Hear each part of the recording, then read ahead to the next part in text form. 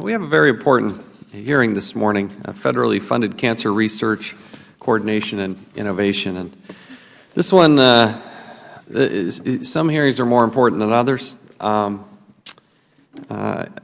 wish it was the type of hearing that was on the headline and top of the fold of every newspaper that we have. But it is, cancer is something that statistically is going to touch every family in some way, shape, or form. And unfortunately, I've had that personal experience myself. I lost my mom to breast cancer. She fought it for some 10-plus years, passed away in 1995. My dad, who was old school, my dad was kind of guy, he never thought he had to have a checkup. You know, he'd be just fine. He felt fine. He didn't need a checkup.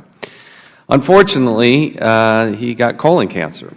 And doctors had at least told me that if he had had any sort of checkup in the 8 or 10 years preceding that he'd probably still be here with us today. He passed away a few years ago, and I miss them both. And having to go through that is not something you wish upon anybody. In my own life, there are a lot of blessings that came with that, a lot of things that allowed me to get closer to my parents and have amazing experience with my parents. Without getting too personal about that, I think the importance here in the discussion that we're going to have, it's amazing to me. Cancer will take the life of roughly 1,500 people a day. 1,500 people a day. So, believe me, I'm a strong advocate for the United States military. I champion more money for the United States military. I want the men and women to have the most resources and protect and defend this nation. But let's put in perspective that 1,500 people a day are going to die from cancer. And so if you look at the trillions of dollars our government will spend, why is fighting cancer not a much, much higher priority? It is for me. I think it is for a lot of people. I hated the president's budget. I got a lot of respect for Mick Mulvaney and President Trump himself, but I thought his budget proposal on this category was pathetic and inadequate. We should be spending billions of dollars to solve this. And so the heart of what we want to hear is, how much does the money make the difference? What could we do if we did have more resources?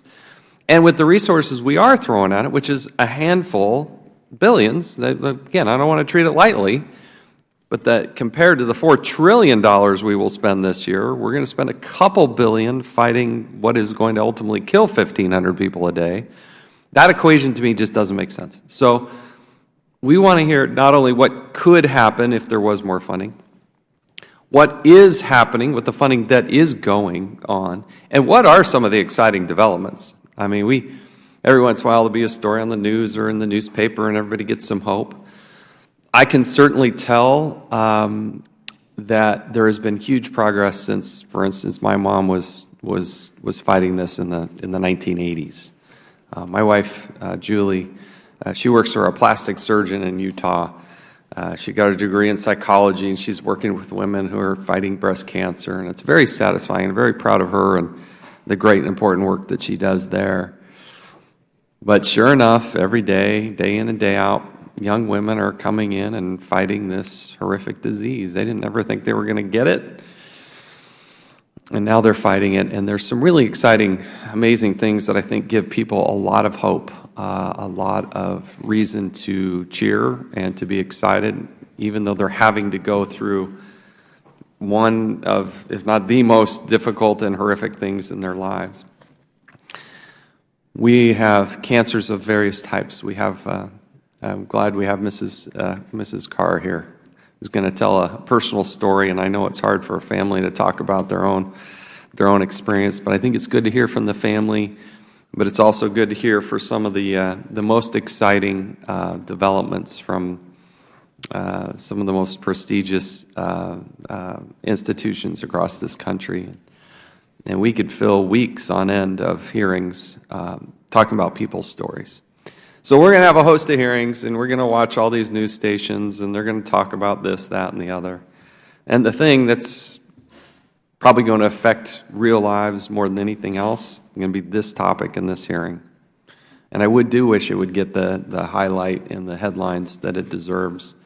And I do wish there was more of a national imperative. And I think it's one of those unique things that if actually we went house by house, home by home, voter by voter, and asked them to rank where do you want to spend money, where should we prioritize money, this would be at the top of that list. And look, I'm a really conservative person. But when you have 1,500 people a day dying, this is not just, hey, we got to push this down to a local budget. This should be the national imperative that drives us all to fund it properly and to truly, truly make a difference. And that's why I wanted to call the hearing today. And I know, I think we all feel that way. So I've gone over my time. Let me yield back and now recognize the ranking member, Mr. Cummings. Thank you very much, Mr. Chairman, for